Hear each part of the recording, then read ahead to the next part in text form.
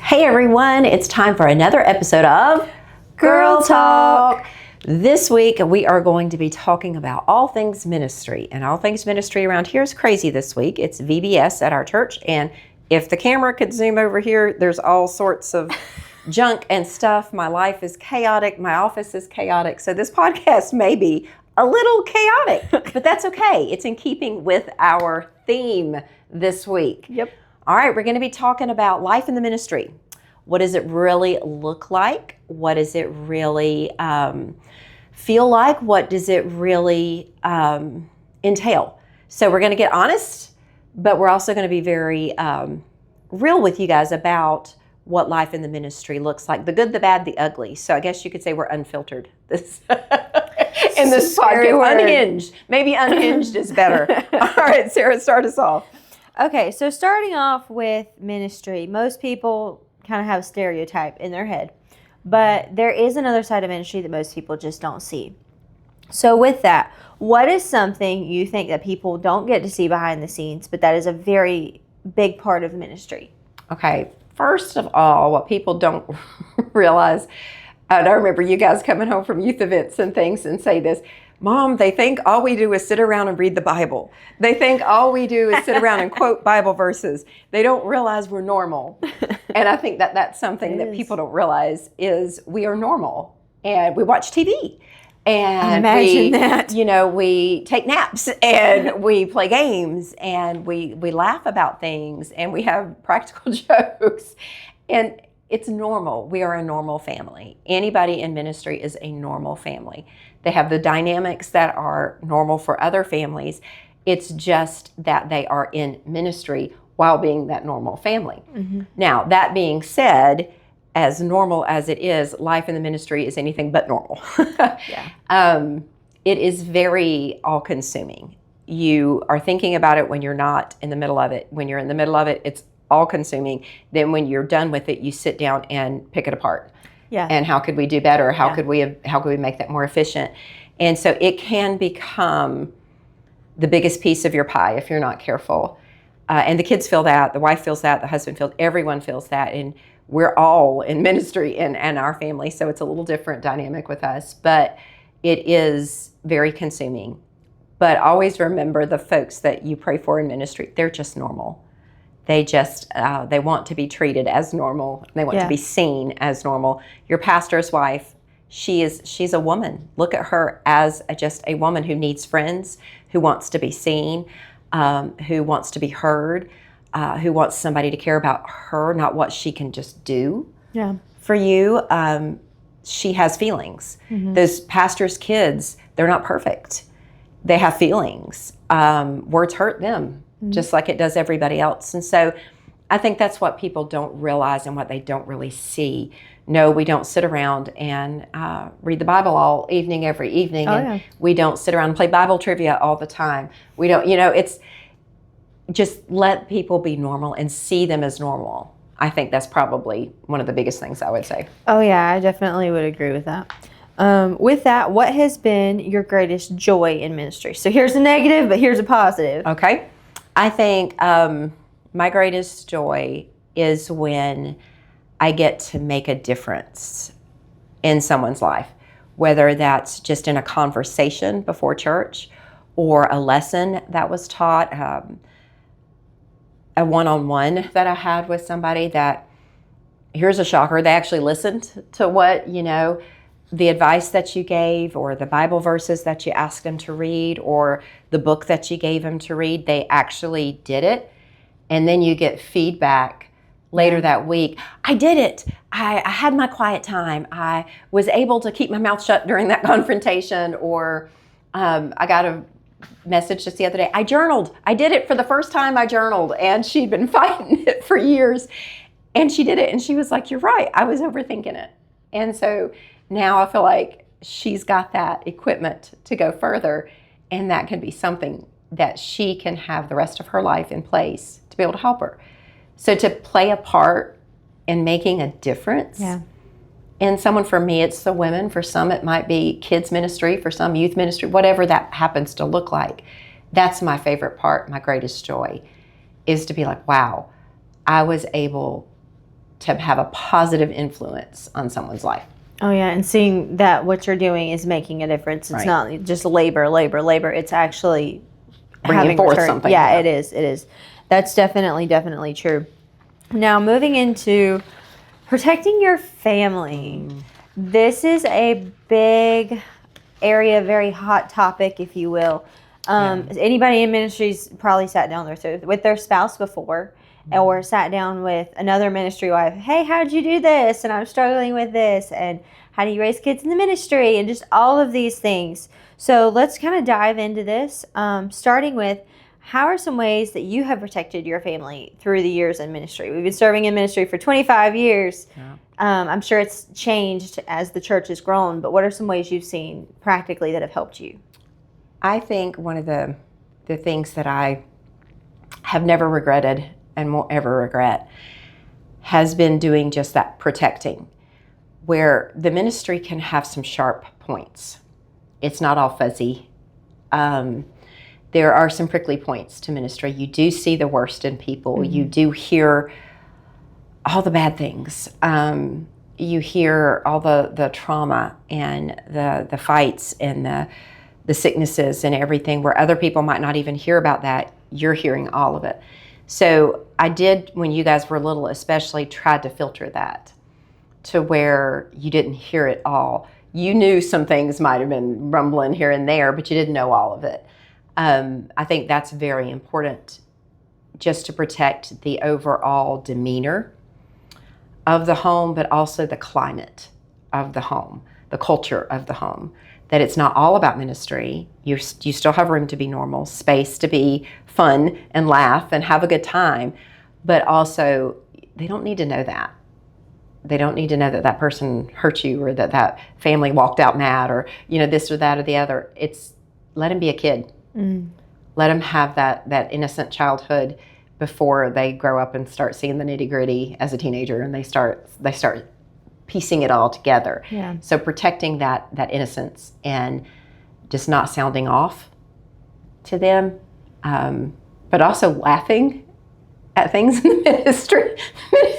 Ministry's funny. There are so many funny things that we will sit down and have like debriefs at supper or lunches, and we're just dying laughing over funny things that happen. Yeah.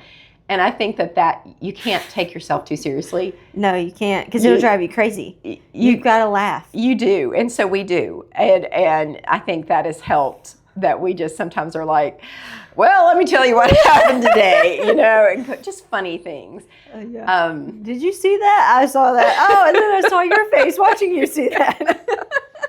The bad thing is Sarah's in the back taking pictures now in the back of the auditorium, and I'm in the choir singing, and we'll catch each other's eye over something funny.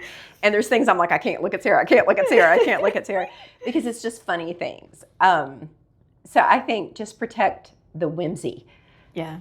Don't take so seriously, even though life is serious in the ministry, and it is. Laugh. Yeah. And have fun, and do funny dances while you're washing the dishes. Just have fun, be normal, be real. Yeah. But protect them from the harsh side as long as you can. Oh, for sure. That's definitely a big one. And I remember you doing that when I was little, trying to shelter where you could, and where you can't, you just do the best you can. Yeah. I always really appreciated that. So what are some boundaries along the same lines here that have helped our family to stay healthy? And I mean, some of these I think we've learned just in the last couple of years. Yeah. Get away, and then get away again. And then when you're away, be away. Yeah. Don't talk about it, which I'm the world's worst about bringing it up. Yes, she is, ladies and gentlemen. Although she did this past time more than I did. No. Yeah. No. She did. Anyway. You're on record here, sister. I know, that's why I'm saying it right. Oh, okay. But that's important. Mike is so good about that. When we go away, honest to Pete, he doesn't want to talk about it, and he won't let us talk about just it. Just unplug, let it go. If that's somebody's calling you from the church and it's unnecessary, you just don't answer. Right. Or don't feel look like at you the have emails. to answer their text right away.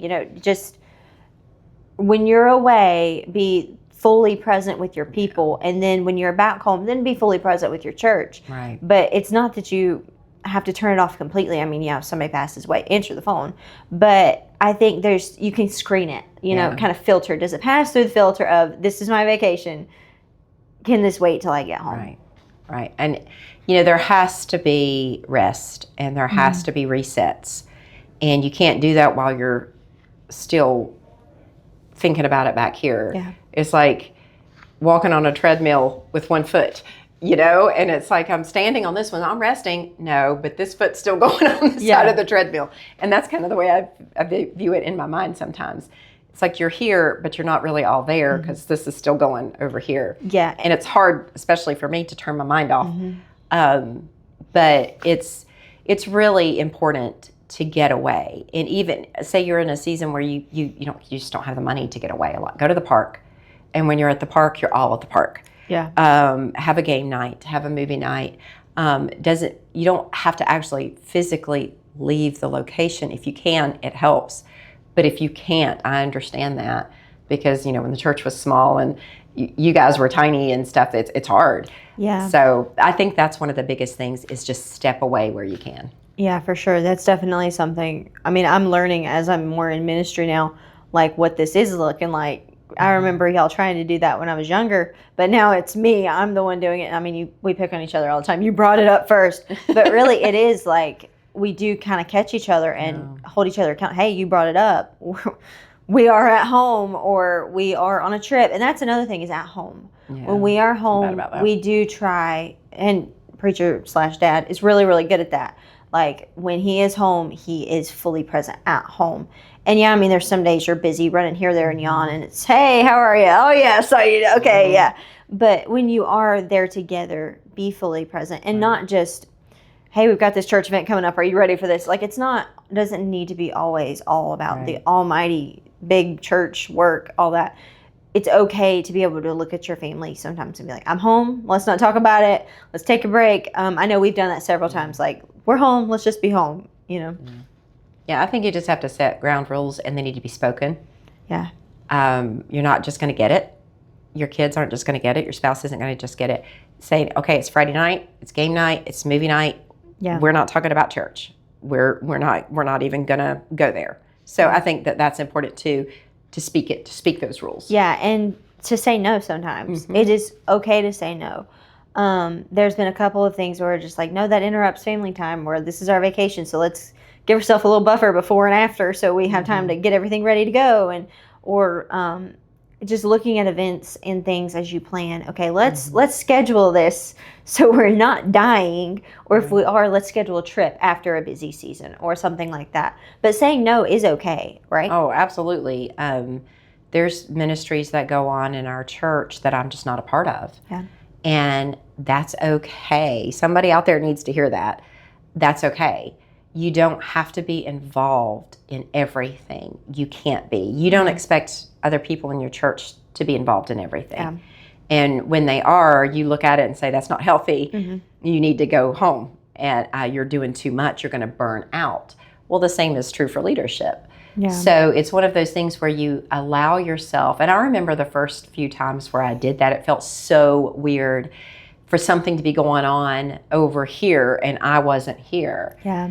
And being able to realize they can carry on without me. They don't have to have me. And I don't need to be giving away all these little pieces of me because then nothing gets a lot of me. Yeah. And so it's like I need to focus on what can only I do. For me, it's the women's ministry. That's where I focus. So I'm not a part of the nursery ministry. I'm not a part of this or that or the other because this is where my focus is. Yeah. And I think it's important to know where your passion is, to know where your gifting is, to know where your heart is, and you pour yourself into that because you're going to do it great. Oh, yeah. But over here, this is not where my heart is. And they don't need to see me in every ministry. They just need to see me doing my ministry well. Yeah, and that can also look like getting somebody to run it who it is their passion. Yeah. It is their ministry. They love it. And that's where you support them. It's not that you have anything against the ministry. It's not, I just don't feel like I need to be in the nursery. We love the nursery. We are thankful for our nursery team. Shout out to Tanya. Yep. We love our Absolutely. nursery team, but we know that she can do it better than we ever could. Oh, so sometimes down. it's relinquishing control and What? control. Yes, I said the big bad word. Sometimes it's relinquishing control. You don't have to be the essential person in every single ministry. There are some people who are just that's their gifting, their calling. Let's let them do it, and they'll do it way better than we ever could. Yep. But it is letting go of that control and learning how to lead well and lead effectively. And sometimes it's just, I'm sorry, but I can't, and guard that and protect that. Yeah, I think you have to be aware of your margin. You have margin. It's like on the side of the road, there's that little area before you hit the rumble strips. Oh, yeah. And then you hit the rumble strips, and that's a big warning. And then if you go past that, then you're out there in the grass. Okay, so now we got a problem. That's the way life is. There's that white line. You need to start paying attention to the white line. Then you don't hit the rumble strips. Mm-hmm. Then you don't hit the part of your life that's going, hey, we got a problem. You're overextended. You're overtired. You're snapping at your people. You're mad at this person and that person. That's a rumble strip. We could call them grumble strips. Hey, there you go. Because when you start fussing about ministry and you start fussing about sister so-and-so or whatever, you're over here in the grumble strips because you're outside of your margin. Yeah, and then you look back, okay, now where did I get off? What ministry is pushing me over? Or what event did I attend that was not necessary? Or what am I feeling like I just have to do this? And you can sit down, I know you've done this before with your spouse, your husband, and be like, okay, this is where I'm feeling. Something's got to go. Yeah, and they can help you or find a friend. Okay, now let's look at this realistically. Let's write it all out. What doesn't need me? And I mean, that's like that in life. I mean, if it's in ministry or not. Yeah, it's sometimes you do have to say no. No, agreed. Yeah. All right, so moving into the criticism, dealing with criticism, how do we do that and take it in stride without letting it ruin everything? Okay, first off, how have you learned to handle criticism in ministry? Well, no one ever criticizes me. She's just perfect. She's just perfect, No, everybody. teasing. I end up in the fetal position in the corner for a while, sucking my thumb and going, everybody hates me and this is terrible.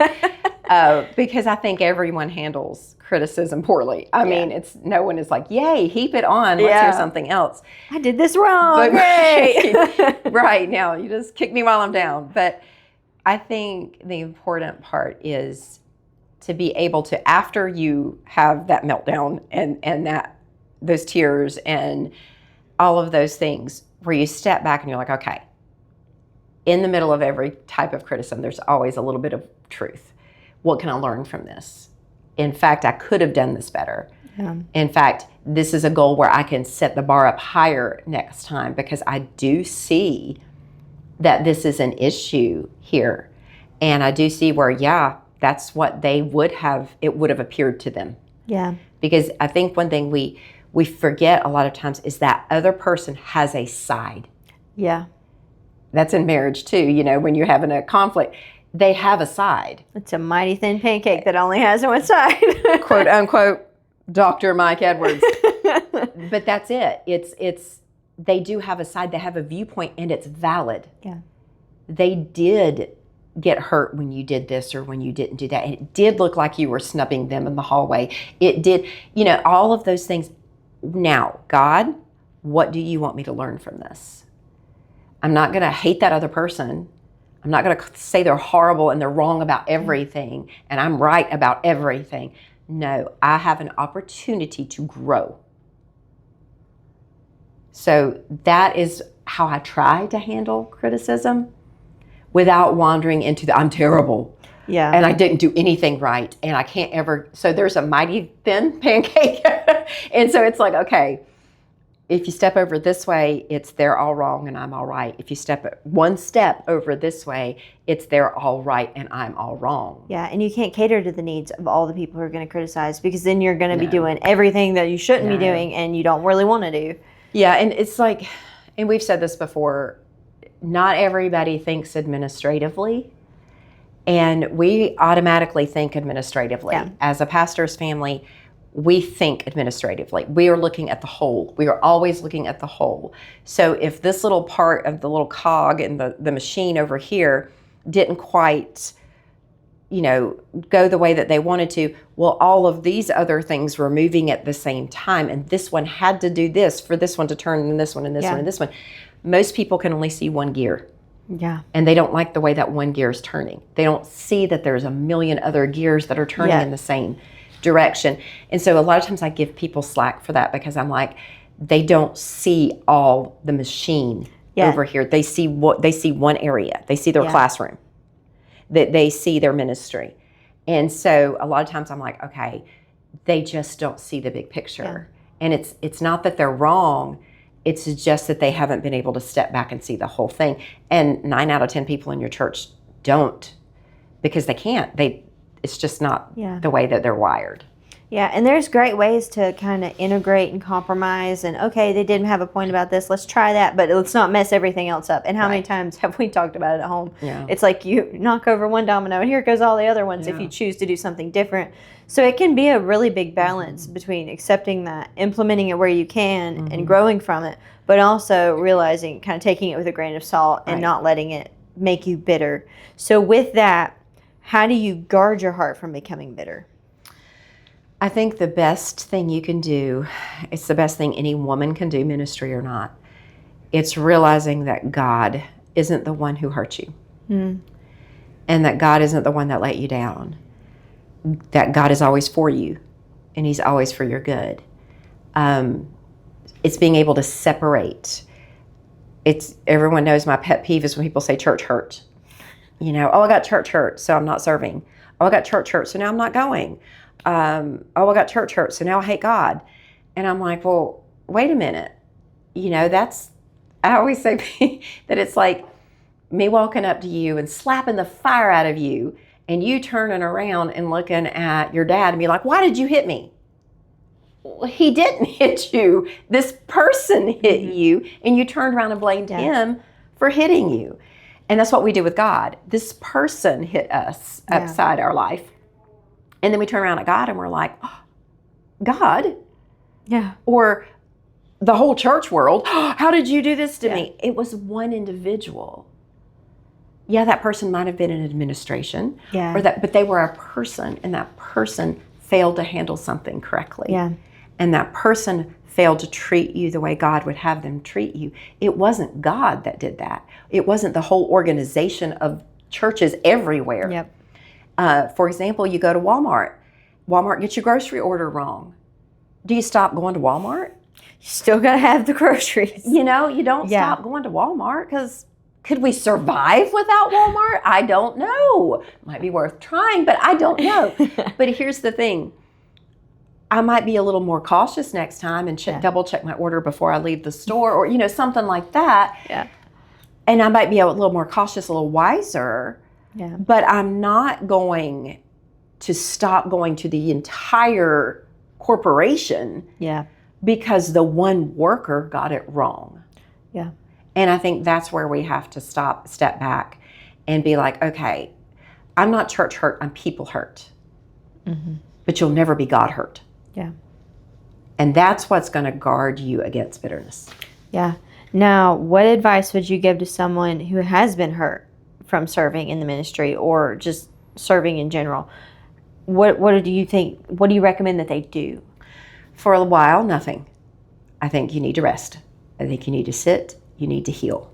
Okay. I think you need to be an active healer, though. You need to be participating with God one-on-one in your quiet time, journaling through the hurt, reading materials on the hurt, searching out scripture, praying, pouring your heart out. And then when it's time, you can pick up your bed and walk. That's good. But there's some time you need to be on the bed. Yeah. You need to lay down and heal and rest. But then there's some time, will you be made whole?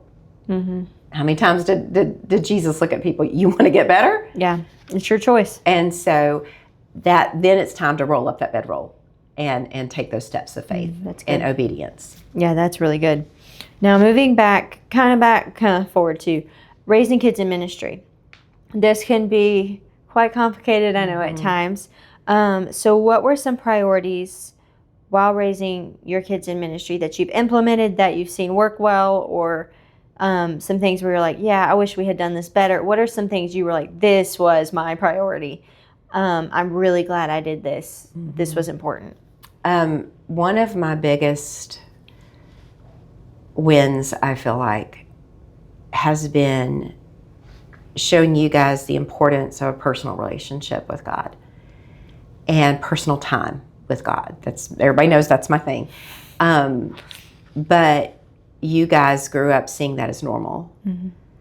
You saw a mom or a dad who spent personal time with God every day. So that it wasn't just when I'm sitting in an office chair or when I'm studying for a lesson. It was when I was studying for life. Yeah.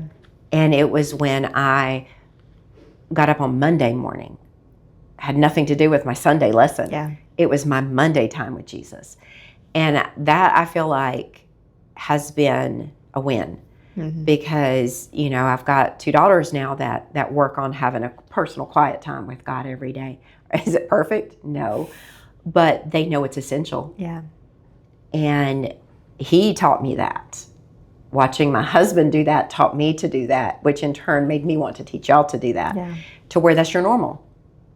That's your normal. And I feel like sometimes in ministry it becomes all about the job. Oh, yeah. And it is hard. It is very hard to keep your quiet time sacred and not involved in this lesson or this thing I'm writing or this thing that I'm studying for. And to keep it sacred. Yeah, it's important. So that is one thing I think that is so huge, because if that child has a close connection with God, that child's going to be fine. Yeah. If I don't care if they're a plumber or if they're a politician, Lord help them, or if they're a preacher. Yeah, it doesn't matter. If they have that close connection with God, they're going to be fine. Yeah. And in the end, I want them to have a close connection with God. It's not about the church. Yeah. If they have a close connection with God, they're going to have a close connection with the church. But a lot of times people go, whoop. Yeah. I want to keep them in church. I want to keep them in church. I want to keep them in church. Well, yeah, but that's not the end goal. Yeah. I want to keep them close to God. I want to keep them close to God. I want to keep them close to God. That's the end goal. Yeah. I mean, they can be in church every Sunday, every Wednesday, every church event and everything and still be lost. Mm-hmm. They can go to everything and still all of a sudden make a really bad choice. Mm-hmm. I mean, if it's not real to them, it's not helping anything. Yeah. I mean, you're just wasting your time, even though it may look good to other people. Your kids are in church, but how much of it are we looking for other people's approval than we are really God's approval? Yeah. They have to see it be real to mama. Yeah. And if it's not real to mama and it's just a robot going through the motions, don't be surprised. Yeah. When they rebel against being a robot. Yeah, because it makes church feel like an obligation. Yeah. It's I have to go to church rather than okay, I get to go to church. And yeah, there are times it will feel like an obligation. You go all the time. Welcome to the ministry and welcome to being a faithful servant of the Lord. Sure. But I think you push through. You have to work at it. It's not going to be perfect, but if y'all are excited about the ministry, your kids are going to be excited about it. Exactly. And if y'all are excited to go to church on a Sunday morning, they're going to be excited to go to church. They're going to copy kind of what your attitude is about it. Right. But I think that's one of the biggest things that you can do is keep that quiet time sacred. And that's one thing anybody can do anywhere. I don't care if you're a hairdresser or a teacher or whatever. You are going to have to show your children how to do this. Yeah. Just like you had to show them how to use a fork. Yeah. You had to show them how to tie their shoes. Why do we think we don't have to show them how to have a relationship with God? Yeah. And that's where we're failing by the droves. Yeah. It's not something we're showing these kids how to do. And so they're dropping off. Yep. Whether they're in the ministry or not, they're dropping off because it's not real. Yeah. I mean, if they're watching you Saturday night yelling at your spouse and then Sunday morning you get up and preach on the home, that does damage. It really does, no matter who you are, no matter where you live, no matter what your job is, pastor's family or, like you said, just a tradesman's family. It doesn't really matter. it's all the same. That's why people are leaving the church like they are, and why kids are going other places, because they feel like it isn't real.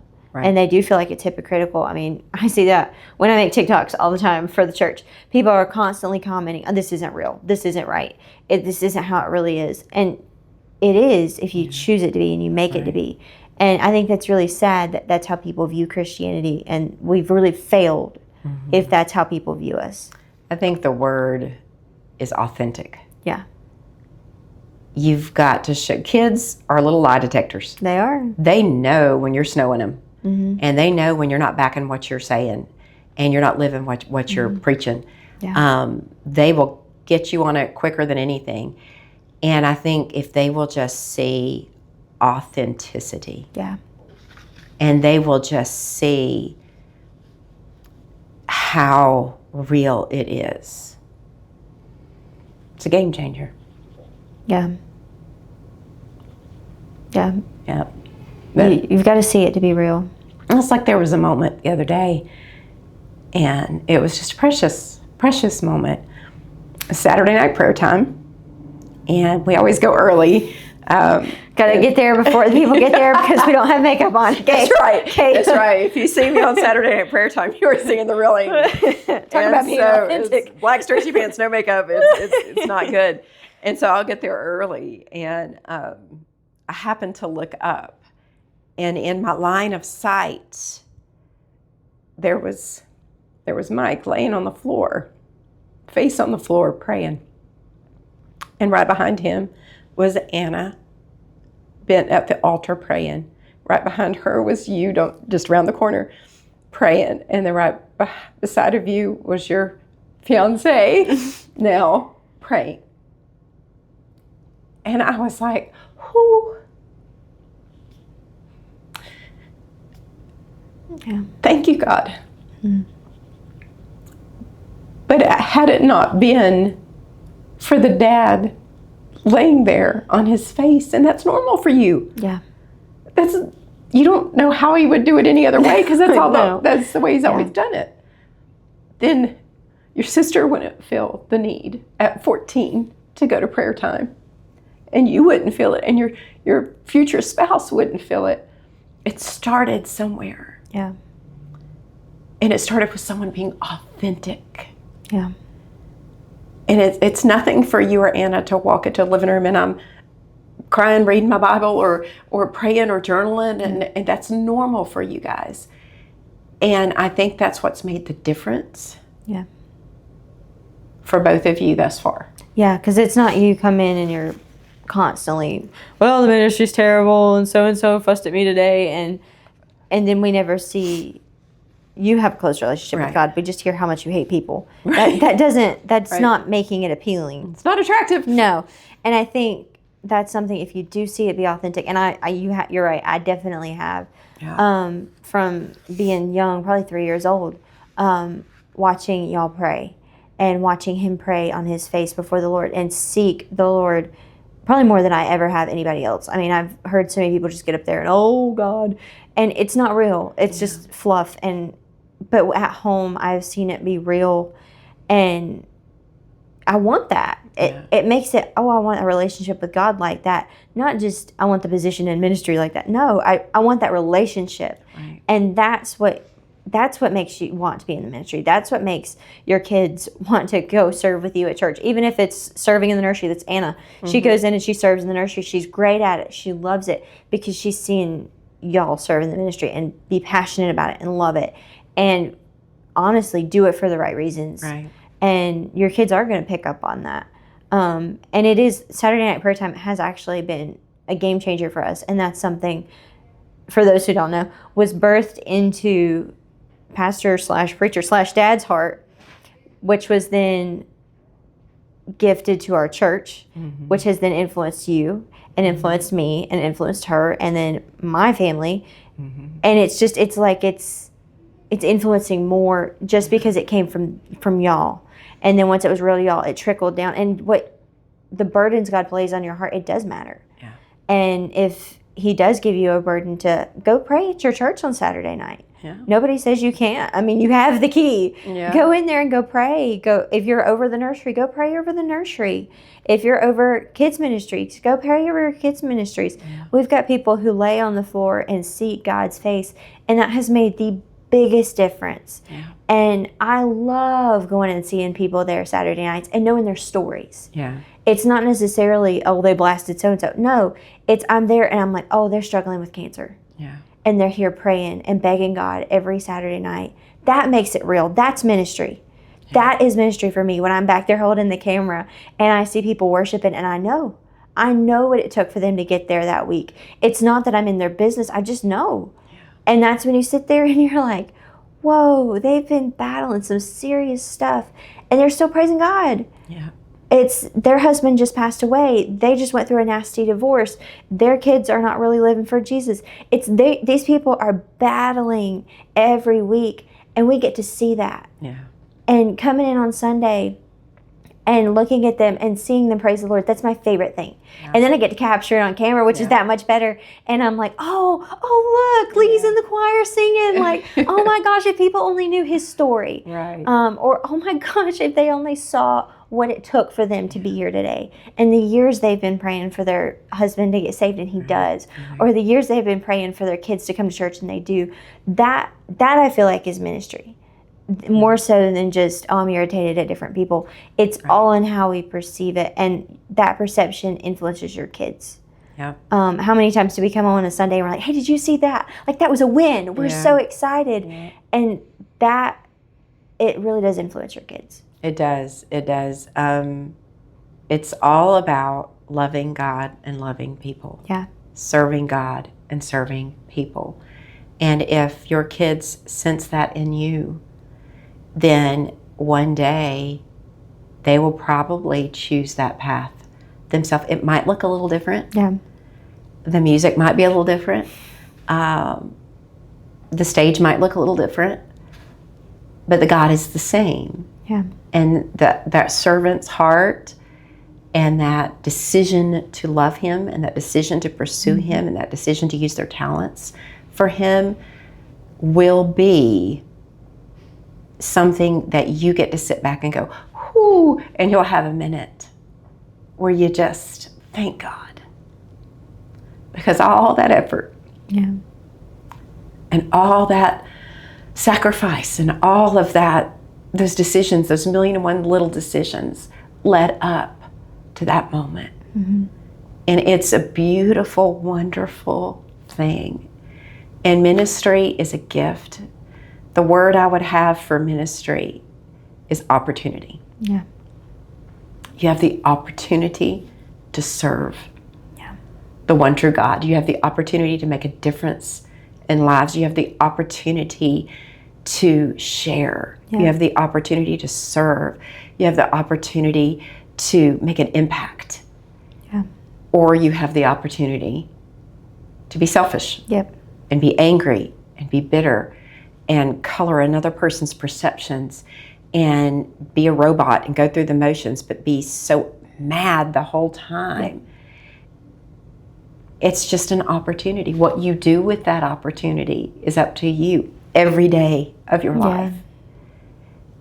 And then what your children will do with it is up to them.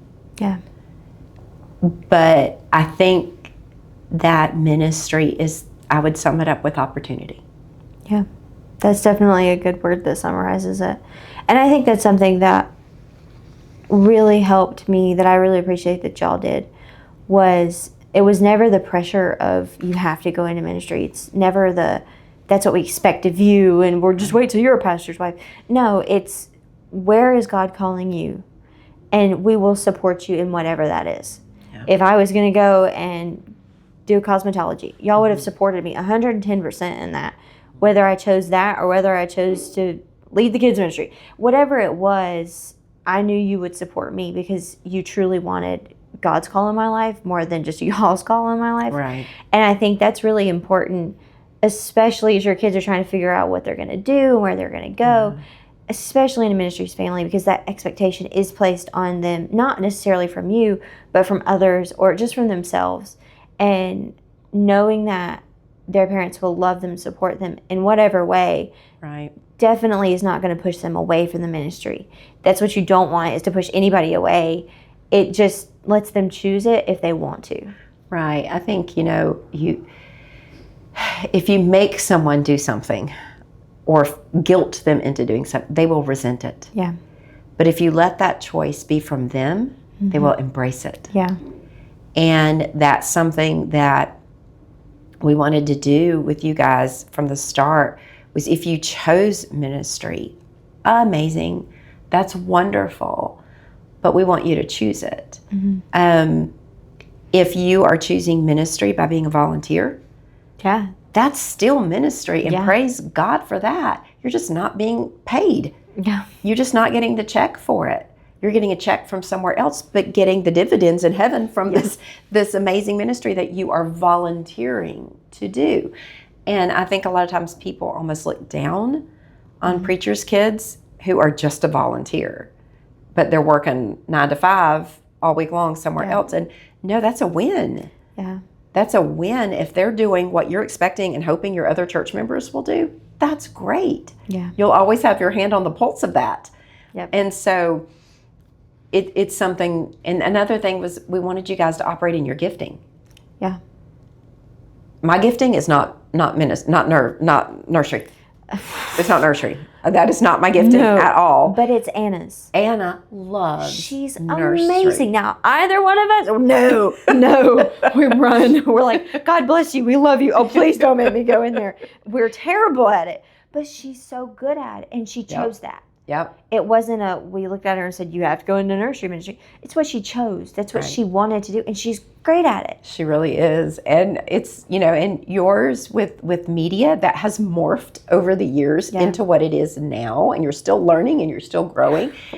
But that was what you chose. And that's something I feel like was important. You took piano for years. Yeah. But that was not your passion. You wanted to break out in hives when it was time to get up and play in front of people. We would have been very foolish to say, no, that's what your ministry has to look like. Yeah. You have to be on the stage singing and playing. That is what your ministry is. No, that would have been very foolish. And you would have been, you would have had a stomach ulcer by now at this point. Even though the talent was there, that was not your passion. Your passion is going to be behind the scenes, catching the moments. Yeah. And that is something that you have found that you love. And so that's something I think it's important. Just because you might be a singer doesn't mean your kids are going to be a singer. Yeah. Just because you're great in nursery doesn't mean your kids are going to be great in nursery. They need to be able to pick their gift.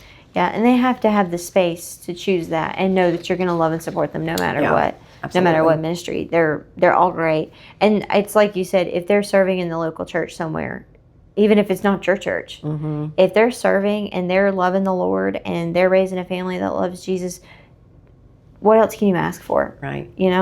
That's something I've had to really realize, like, it's okay if I'm not in ministry. And that helped me more lean into choosing ministry because I knew it was okay. Like, no pressure. It's my choice. I could go get a job at Food Lion tomorrow if I wanted to. And y'all would still love me and support me as long as you knew that's where I was called. Right. And that really does matter because we do feel like our lives are a fishbowl all the time. And ministry kids, the PKs, all my PKs out there. I always wanted to do that.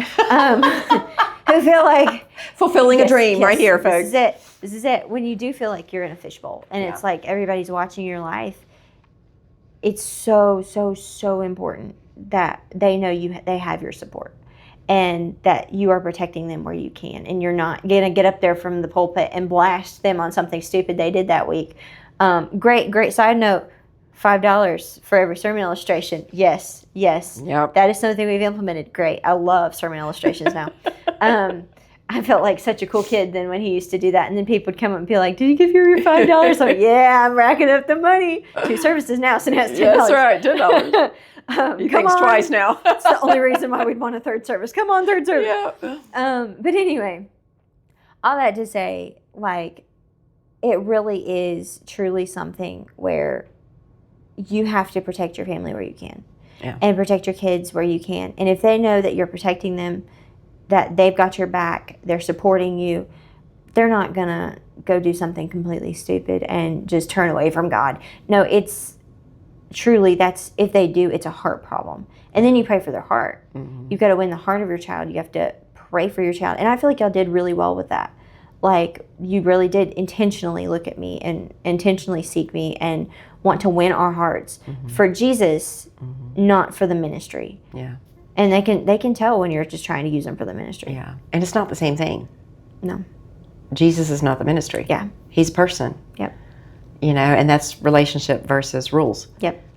Mentality that's very prevalent Yeah. amongst the brethren. Yep. Is a list of do's and don'ts. And one thing, and it helped because I was a preacher's kid. Yeah. When you would come home and be like, oh, Mom, they said this and everybody thinks that, and it's so frustrating. I always tried to be very careful not to be like, you shouldn't feel that way. Or, you know, you're wrong here. Yeah. It was, no, that stinks. Yeah. I remember that.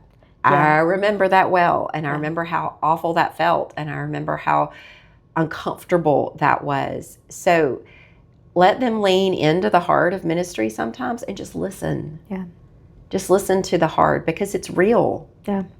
It's real. It's really there. That the expectation that the kids are supposed to be perfect and they're supposed to sit around and sing Amazing Grace all day long. And, you know, if they're not reading the Bible, it's a Bible story book. And it's sometimes it's really tough being a preacher's kid or a minister's kid in some way.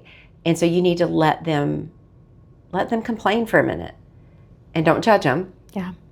Listen, give them a hug, crack a joke, and move on.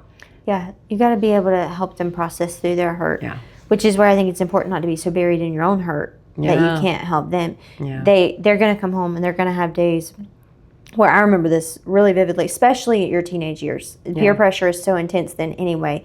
People are going to look at you and be like, well, what does your dad say about that? Oh, what is this like for you? And sometimes they're genuinely curious. There's nothing wrong with it. But it's like, well, dang, okay, like, cool, yeah, thanks, man. Like, stab, you know.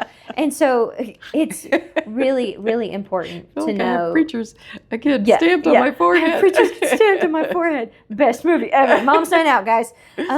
It really is. Sometimes it is like we walk around and there's the label PK on our forehead. Right. And everybody's just like, oh, you're a PK. And it can be hard. And there's sometimes it's still hard. And I love our people. I do. But sometimes I'm just like, yes, I am a pastor's kid. I'm also Sarah. Like, if you see your child as a human being and not just a pastor's kid and you treat them like that, that gives them some sense of normalcy. Yeah. It's important that they can feel like they're normal and not that they have to be isolated from everyone. And I do feel like that's an area where y'all did really well, was listening. And like you said, that does hurt. That does stink. I'm really sorry. I understand how you feel. There's nothing wrong with how they're feeling. Right. It's just what they do with it that can sometimes go wrong. Right. That was something I really appreciated y'all did with me, was helping me process through it. So I wasn't just buried in a mountain of I'm a PK and everybody hates me. Don't wallow in it, but also, you know, it's okay. It is valid. We understand you, and help them pick up the pieces and move on. Right. Yeah, that was definitely something that was important for me. Agreed.